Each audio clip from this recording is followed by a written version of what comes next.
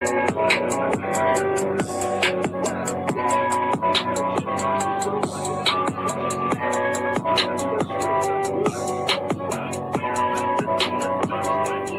Push the goddamn button!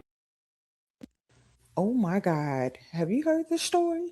Now back to that guilty verdict, that not guilty verdict. Ex-Warren police officer James Burke has been cleared of all charges in the deadly crash. This morning, a Macomb County jury delivered that verdict saying that Burke is not guilty of manslaughter and all the other charges facing him. Back in September of 24, his patrol SUV hit another vehicle after a drunk driver made an illegal turn in front of his cruiser, killing both men. Let's go live now to Lauren Kostick outside the courtroom. Lauren, high emotions on both sides, of course. Yeah, Ty, a lot of emotions here at the courthouse. You know, this verdict, it's been nearly 2 years in the making. And after it was read, you could tell James Burke was holding back tears. As for the family of those two men who died, they were obviously upset, storming out of the courtroom. And remember, back in 2024, Cedric Hayden Jr. and DeJuan Pettis died in a crash involving James Burke's police cruiser. And Burke was a Warren police officer at the time. Prosecutors say he was going more than 100 miles per hour with no lights or sirens on. And in closing arguments, they told jurors this crash did not have to happen. But defense attorneys, they pushed back, saying Hayden caused it, claiming he was intoxicated and made a legal left turn without using his turn signal. Now, Burke was charged with 2 counts of manslaughter plus 2 misdemeanors. And after 7 days of testimony and evidence, like you said, the jury came back with a not guilty verdict on all charges. Here is what the reaction was in the courtroom. Oh, yeah. Yeah. That's bull. Hey, straight up.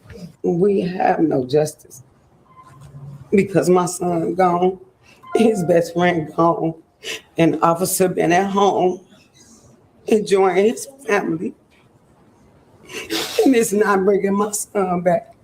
Yeah, a lot of emotions on both sides. We were actually able to talk to James Burke's father just a little bit ago. We're going to have what he's saying about this verdict, and also his son, things that he wants the public to know about him. We're going to have that coming up tonight at 5.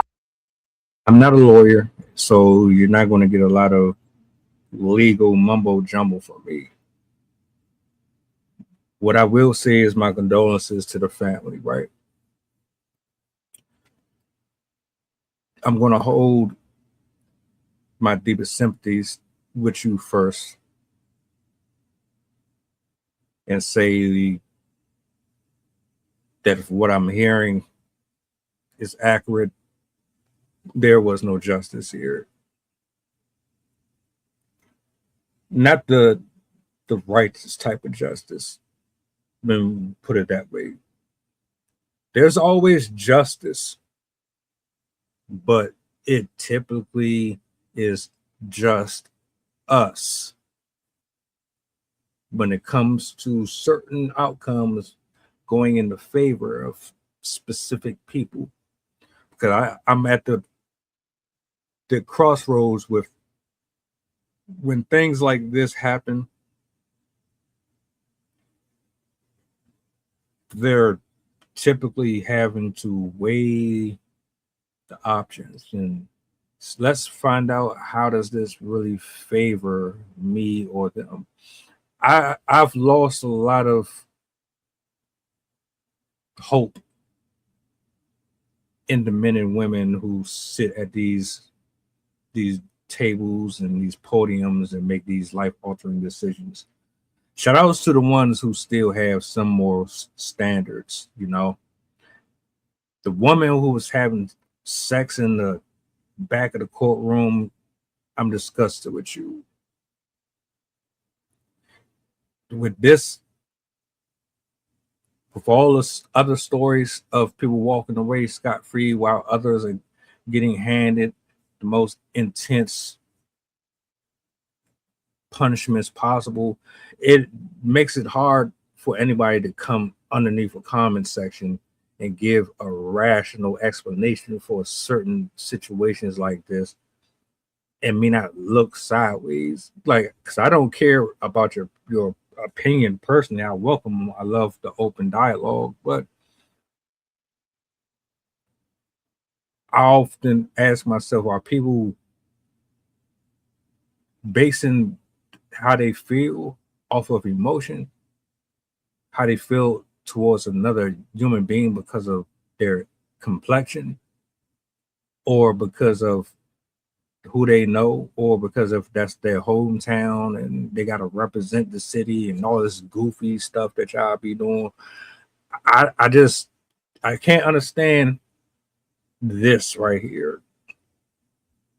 It's sad, it angers me, but I can't sit here and say, well, all right, you driving drunk, you put yourself in more danger than anything. And I told y'all a million times how I feel about people who drive drunk. I can't stand y'all. I wish I would stop doing that shit. Stop driving drunk and smoking it. Like, why y'all just can't stay home or stay wherever you at and get an Uber? Why do y'all do this?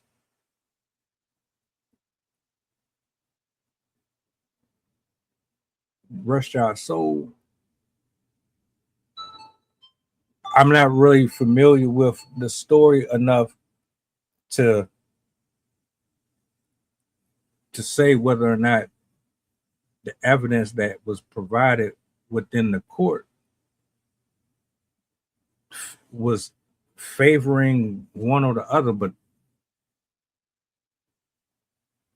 that's why it's so dangerous to have the wrong people officiating over cases like this.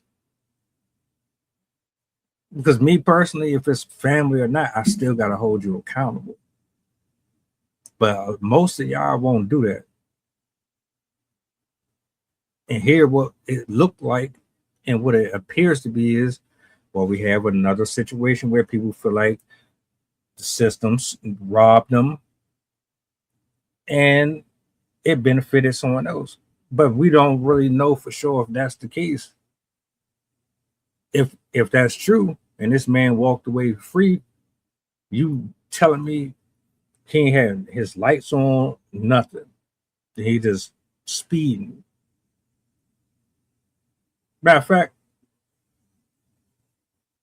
you're putting all of the blame on the two gentlemen for making a turn, but you have no smoke for the man, the officer, who know damn well they shouldn't be driving at a fucking 100 miles an hour with your lights off, by the way, and there's no punishment. Yeah, I can see why the family is pissed.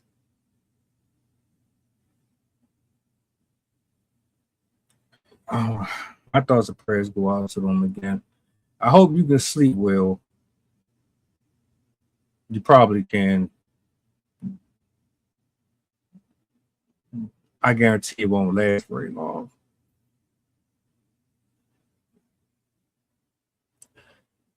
I'm speechless. I hate stories like this. I hate stories like this. They should be still here. He know better. And I think that former officer title gave him more leeway to get away with it. I do.